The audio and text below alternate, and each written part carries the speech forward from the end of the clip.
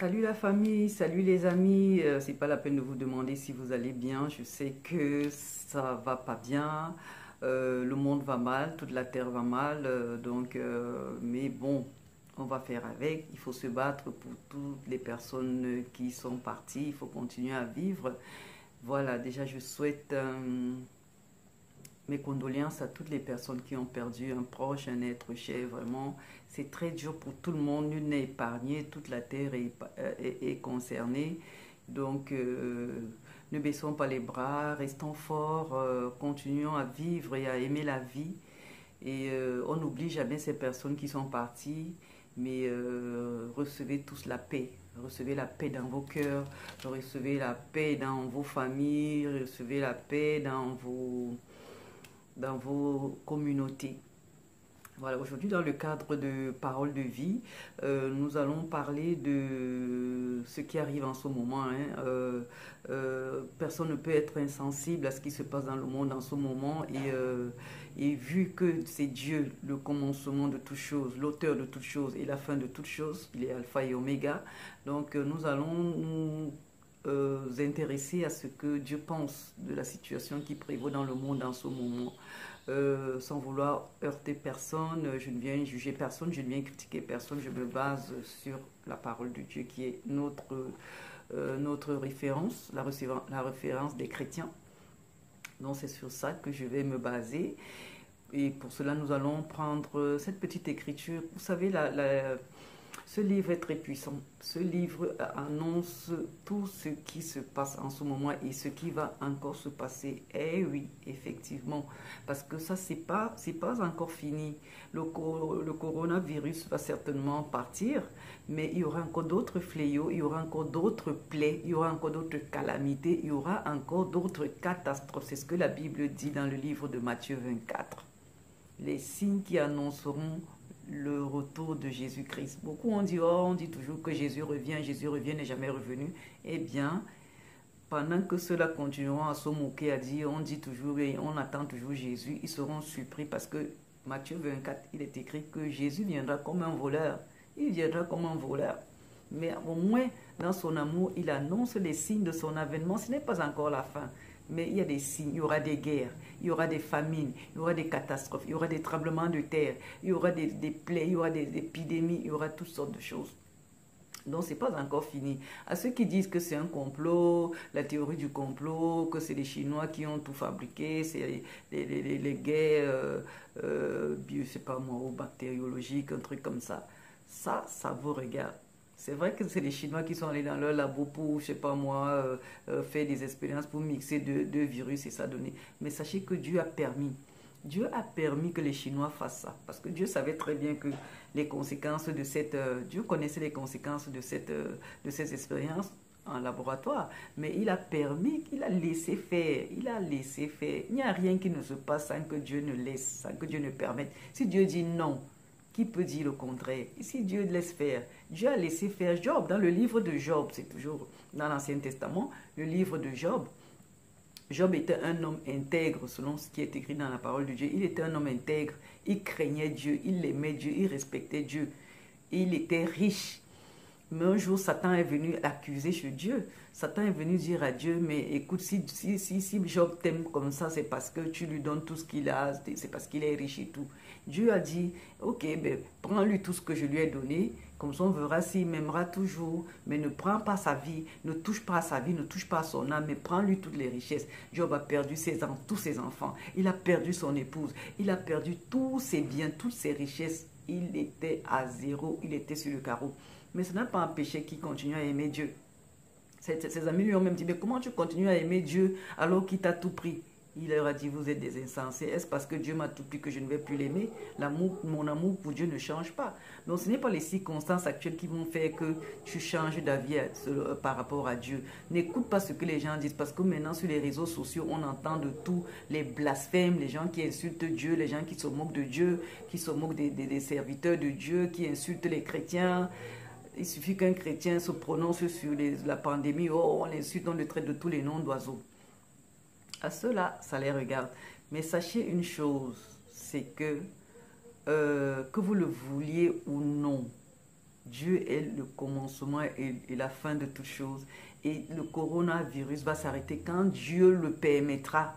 C'est vrai que ça fait mal, mais Dieu, tant que Dieu n'a pas dit stop, ça va continuer à tuer. Ça va continuer à tuer. Donc tout ce qu'il vous faut, c'est vous repentir. Repentez-vous de toutes vos mauvaises voies. Ce n'est plus le moment de « Oh, je veux le mariage, je veux la voiture, je veux ma maison et tout ça. » Non, ça c'est le moment. C'est un temps où Dieu veut vous montrer, veut nous montrer à nous. Hein. Dieu veut nous montrer à nous les petites créatures humaines que le monde s'y va passer. Le monde va passer avec toutes ses richesses, avec tout ce qui renferme. Tout ça va passer. Tout ça va passer. Les châteaux vont passer, les voitures vont passer, les avions, les jets privés, les dollars, l'euro, le CFA et toutes les monnaies que vous voulez vont passer. Tout va passer. Les royaumes, les rois de la terre, les chefs de gouvernement, les chefs d'État, tout cela va passer. Il n'y a que Dieu qui va se résister, qui va subsister. Il n'y a que le royaume de Dieu qui va subsister. Et tous ceux qui auront cru en Jésus-Christ, qui auront la vie éternelle, tous ceux qui auront accepté Jésus-Christ, qui auront marché selon les commandements de Dieu, selon les voies de Dieu, ils seront sauvés et ils auront la vie éternelle. Donc il est encore temps, mon ami. Mon ami, toi qui vas regarder cette vidéo, regarde-la jusqu'à la fin. Il est encore temps. Vraiment, je souhaite que... Parce que vous savez, la parole de Dieu est là pour encourager, pour fortifier, mais aussi pour avertir. Pour avertir. Et la parole de Dieu nous avertit. Dans ce livre de Deutéronome, je vais lire rapidement. Deutéronome, chapitre 32, versets 36 à 39, il est écrit: L'Éternel jugera son peuple. L'Éternel jugera son peuple. Mais il aura pitié de ses serviteurs, en voyant que leur force est épuisée et qu'il n'y a plus ni esclaves ni hommes libres. Il dira: où sont leurs dieux? Où est leur rocher qui leur servait de refuge? Ces dieux qui mangeaient la graisse de leurs victimes et qui buvaient le vin de leur libation, qui se lèvent donc et qui vous secourent, qui vous couvre de leur protection. Sachez donc que c'est moi qui suis Dieu. Et là, c'est Dieu avec des majuscules. Alors que les autres dieux, c'était les D minuscules. Et qu'il n'y a point de Dieu, des minuscules, il n'y a point de Dieu près de moi. Je fais vivre et je fais mourir. Je fais vivre et je fais mourir. Je blesse et je guéris. Et personne ne délivre de ma main. Il dit que personne ne délivre de sa main. Il dit que personne ne délivre de sa main.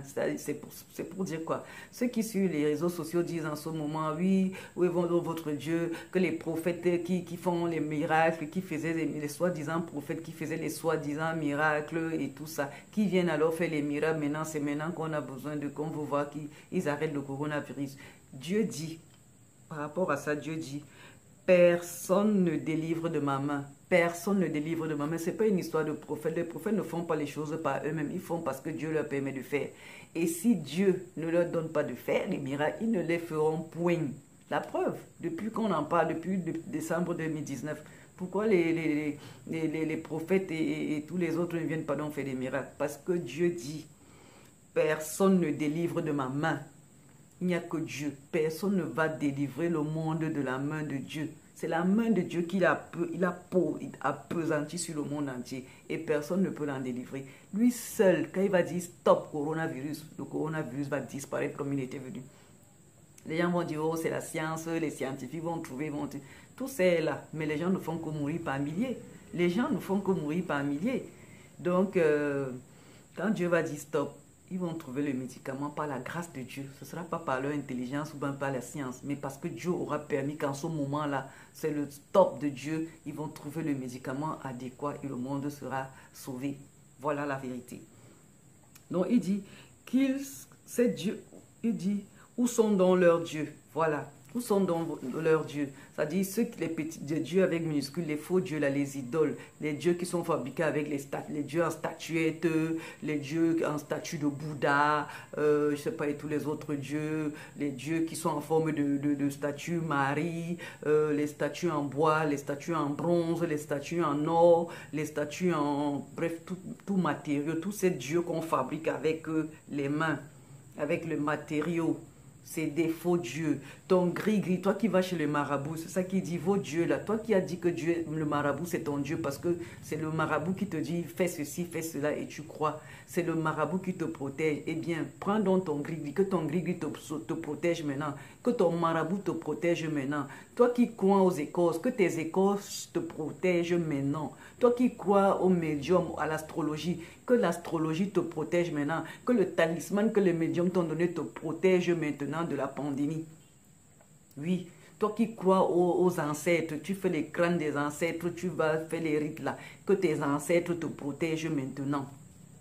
Que tes ancêtres te protègent. C'est pas moi qui dis, c'est Dieu qui dit. Où sont donc leurs dieux? Où sont leurs dieux? C'est Dieu qui mangeait la graisse de leur victime et qui buvait le vin de leur libation. C'est-à-dire c'est les sacrifices. Ça, il s'agit des sacrifices.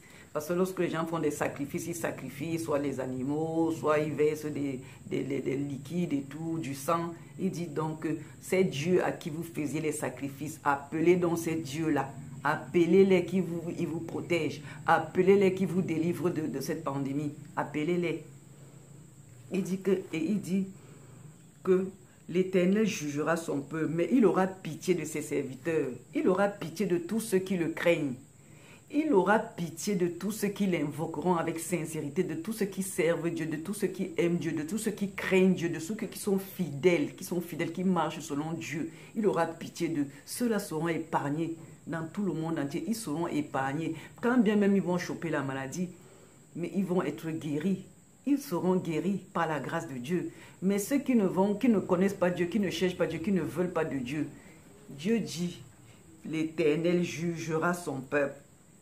Mais il aura pitié de ses serviteurs en voyant que leur force est épuisée. Oui, quand Dieu verra que la force de ses serviteurs est épuisée, de ceux qui le craignent est épuisée, il va dire stop coronavirus. Stop coronavirus. Voilà. Donc, il dit, je fais vivre et je fais mourir, je blesse et je guéris. Je fais vivre et je fais mourir. Donc, que ça plaise ou non, les gens vont seulement mourir. On n'y peut rien. Moi-même, je n'y peux rien. Je suis aussi concerné. Je suis concerné. L'Afrique est concernée, le Cameroun est concerné. Il dit qu'il fait vivre et il fait mourir. Donc, que les prophètes ou les gens des miracles viennent faire des miracles, c'est lui qui décide. Il fait vivre et il fait mourir qui il veut. Ça ne dépend de personne, ça dépend de Dieu. Il fait vivre qui il veut et il fait mourir qui il veut. Il dit qu'il blesse et il guérit. C'est lui qui cause les blessures, c'est lui qui cause les calamités. Mais c'est en même temps lui dans son amour qui guérit. C'est en même temps lui dans son amour qui va arrêter toutes ces choses. Voilà. Donc c'est ce que je voulais partager avec vous aujourd'hui. Je ne voulais pas que cette vidéo soit longue. Mais je voudrais vous dire que tout est vanité. Tout dans ce monde est vanité. La vie ne tient qu'à un fil. La vie tient à un petit fil. Tout est vanité des vanités. Ne vous accrochez plus aux choses de ce monde. Ne vous accrochez pas aux richesses matérielles. Avec le coronavirus et les pandémies, il n'y a pas de « je suis un homme libre, je suis un esclave ». Que tu sois esclave, que tu sois riche, que tu sois pauvre, que tu sois européen, africain, asiatique et je ne sais quoi d'autre. Que tu sois chef d'État, il y a des princes qui sont contaminés, il y a des chefs de gouvernement qui sont contaminés, il y a des prêtres qui sont contaminés, il y a des pasteurs qui sont contaminés, il y a des chrétiens, il y a des non-chrétiens, il y a des athées qui sont contaminés. Donc, la parole de Dieu aujourd'hui nous dit qu'il va épargner ceux qui le servent, ses serviteurs. Donc, s'il vous plaît. Et comme j'ai dit tantôt, ce n'est pas fini. Il y aura encore d'autres catastrophes. Quand il y aura les tremblements de terre, il y aura vous allez dire, oh, les gens vont encore dire, oh, c'est les complots, c'est la guerre des puissances. Le tremblement de terre, ce ne sera pas causé par les puissances. Les tremblements de terre, la famine, ce ne sera pas des guerres de puissance ou bien des égos des États. Non, c'est Dieu qui va provoquer tout ça, les famines, les guerres, les catastrophes, les tremblements de terre. Je ne peux même pas, parce que moi-même je ne sais pas tout ce qu'il y aura. Je cite ce qui est dans la Bible, mais il y aura des choses pires. Le pire est à venir. Ça pourrait être dans 5 ans, dans 3 ans, dans 2 ans, même l'année prochaine, dans 10 ans. On ne sait pas. Dieu va faire des choses comme il voudra. Ce qui nous reste à faire, c'est nous repentir. Toi qui dis là que tu es athée, toi qui dis que Dieu n'existe pas, Jésus n'est pas le Fils de Dieu, Jésus était mort, un homme, il était mort, il n'est jamais ressuscité. Toi qui le dis, il dit dans le livre de l'Apocalypse, chapitre 3, « Voici, je me tiens à la porte et je frappe. Voici, je me tiens à la porte et je frappe. Si quelqu'un entend ma voix, si quelqu'un entend ma voix et il ouvre, c'est le livre Apocalypse chapitre 3, le verset 20. Apocalypse chapitre 3, le verset 20. Voici, je me tiens à la porte et je frappe. Si quelqu'un entend ma voix et ouvre la porte, je viendrai chez lui, je souperai avec lui. C'est la porte du cœur, la porte de ton cœur. Ouvre-la à Jésus. Jésus est en train de frapper. Jésus, c'est aussi l'occasion de revenir. Dieu veut aussi. Cette pandémie est l'occasion pour les hommes de la terre, tous les hommes de la terre confondus, sans exception, de revenir à lui, de considérer ce qui est utile, de considérer ce qui est important, de considérer ce qui est inutile, ce qui ne vaut pas la peine, de considérer que c'est Dieu qui est tout, le centre de tout, l'auteur de tout, le propriétaire de tout. C'est lui qui tient le souffle de vie que nous respirons. C'est lui qui décide de tout. D'accord? C'est l'occasion de revenir à Jésus. Toi qui ne connaissais pas encore Jésus, cherche la face de Dieu. Cherche la face de Jésus. Appelle Jésus au secours. Appelle-le comme ton Seigneur. Appelle-le comme ton Sauveur. Reçois-le comme ton Seigneur et Sauveur. Lui seul est capable de te préserver des catastrophes actuelles et des catastrophes à venir. Il est seul capable de te préserver. Il est seul capable de te préserver. D'accord? Donc, voilà, je vais arrêter là parce que je ne voudrais pas faire une longue vidéo. Mais je reviens très bientôt pour une autre vidéo par rapport à la parole de Dieu. C'est la seule chose qui nous accorde la paix. Vous voyez, quand on est chrétien, on ne tremble pas, on n'est pas angoissé. Je vois des gens qui sont angoissés, des gens qui sont en panique totale, qui ne savent plus à quel sens s'ouvrir, qui ont peur, la peur même les rend malades. La peur rend malade, l'angoisse rend malade. Non, ça ne sert à rien. Il a dit, il faut que ces choses arrivent. Dans le livre de Matthieu, toujours, il dit qu'il faut que ces choses arrivent. Matthieu 24, le verset 6. Gardez-vous d'être troublés, car il faut que ces choses arrivent, mais ce ne sera pas encore la fin. Voilà. Ce n'est pas encore la fin du monde, c'est pas encore la fin du monde. Mais il dit, gardez-vous d'être troublés parce que ce n'est pas encore ça. Il faut que ces choses arrivent. Même si on prie comment ces choses vont arriver, ces catastrophes, ces guerres, tout ce que la Bible, Dieu a annoncé, ça va se passer. Ça va se passer, mais il nous dit, gardez-vous d'être troublés. Donc, il n'y a que Dieu qui peut t'empêcher d'être troublé. Il n'y a que Dieu qui peut te donner la paix du cœur, la paix de l'esprit dans ces moments de tourment. Et si vous voyez comment le monde est dans la tourmente, imaginez l'enfer. Imaginez l'enfer. Si déjà un petit virus comme ça met le monde entier dans la tourmente, dans l'angoisse. Imaginez l'enfer. Imaginez l'enfer. L'enfer est réel, les amis. L'enfer est réel, les amis. Repentons-nous, repentez-vous. Laissez les boîtes de nuit, laissez le sexe au mariage, laissez l'impudicité, laissez l'adultère, laissez le mensonge, laissez le vol, laissez l'hypocrisie, laissez le mal, faites le bien. Et tout ce qui est dans la Bible comme péché, je ne peux pas énumérer tout ça ici. Laissez abandonner tout ça, abandonner les marabouts, abandonner l'astrologie, abandonner les idoles, hein, les cultes aux ancêtres, les cultes des statues. Là. On adore les statues, on adore les faux dieux, on adore Marie, on se prosterne devant Marie. Maintenant, on dit que c'est Marie qui va sauver le monde. Marie ne sauve pas le monde, c'est Jésus. C'est la mère de Jésus, mais c'est Jésus qui sauve le monde. C'est Jésus qui sauve le monde. Arrêtez de tromper le peuple de Dieu. Et je vais arrêter cette vidéo en vous posant une question sur laquelle on va continuer prochainement. Posez-vous la question, pourquoi est-ce que l'Italie est devenue l'épicentre de cette pandémie qui a commencé plutôt en Chine? Aujourd'hui, c'est l'Italie qui paye le prix le plus fort. C'est l'Italie qui paye le prix le plus fort. Rome, les Romains, posez-vous la question. Posez-vous la question, vous les Romains. Ça concerne tout le monde, mais attention Rome, attention les Romains. Revenez à Jésus. Église, reviens à Jésus. Corps du Christ, reviens à Jésus. Et toi qui dis que tu es athée, reviens à Jésus pendant qu'il est encore temps. Voilà, ce sera tout pour cette vidéo. J'espère vous retrouver très bientôt.